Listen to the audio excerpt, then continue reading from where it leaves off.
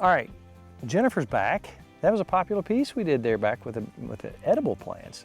So now we're going to still talk about edible stuff, but we're going to talk about some different things and medicinal values. Red clover, everybody knows red clover. It's a little bit larger than white clover, which is also right here, kind of close to the ground. We all have this in our yard, but this usually you can find on in fields, on roadsides, because most of us hopefully cut our grass before it gets this big. Right. But red clover is great. What are you saying about my grass?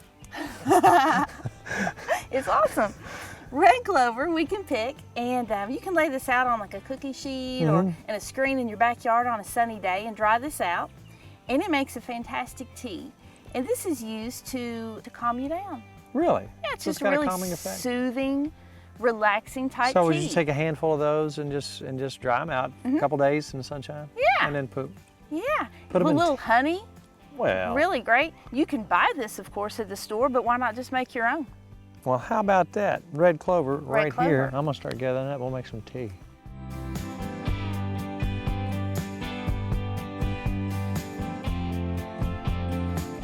All right, now I got my stick out because there's some stuff I don't want to touch. Definitely. Nikki was up here the other day. She said, "Ow, what's hurting?" And I said, Ouch. "Oops, that's a stinging nettle is the reason why they call it." Tell us about this plant. That plant hurts so bad. Oh yeah. It's just awful. It wraps around your legs and it kind of tugs and it stings and it just feels like 100 little tiny miniature bees and it just doesn't go away. Like a little It's just awful. jellyfish. Yeah, it's like a jellyfish. That's exactly what it's like. It's just awful. And the strange thing about it is the cure for that is that. If you pull that plant up and you throw it in a blender and you blend it up, the juice from that plant, if you apply it to the sting, will actually soothe the sting. All right, we've talked about the bad. Now, what's the good with the stinging nettle? The stinging nettle also is loaded, the juice, it's been used for centuries to treat iron deficiency anemia. No kidding. Yeah, they've used that for centuries. And also, if you have someone that has bleeding issues like nosebleeds or such, it's full of vitamin K. So you can, if you drink it on a regular basis, it will help clot blood. Well, how about that? It's loaded, it's a very rich source of vitamin K.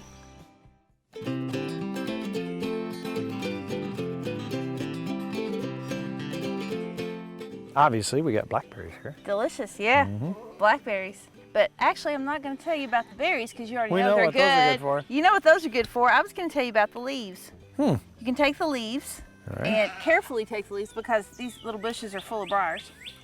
And dry these leaves and make a tea for an upset stomach or for diarrhea. No kidding. Yeah. So dry these out. Just put them on a screen or out by the porch in the sun. Yeah. And again, diarrhea and upset stomach, right. Well, and it's safe son to of a- use for adults and children. How about that? And you can just, gather them in the summer, get you a big bag of it, dry them, and you're good to go all year. So you could put those in an old tin or whatever and, Oh, yeah. and label it, and there you go. There you go.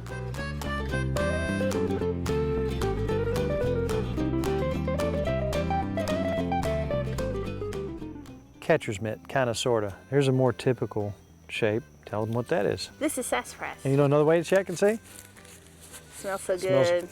Yummy. Yeah, Tell definitely. Tell us about the root of this outfit.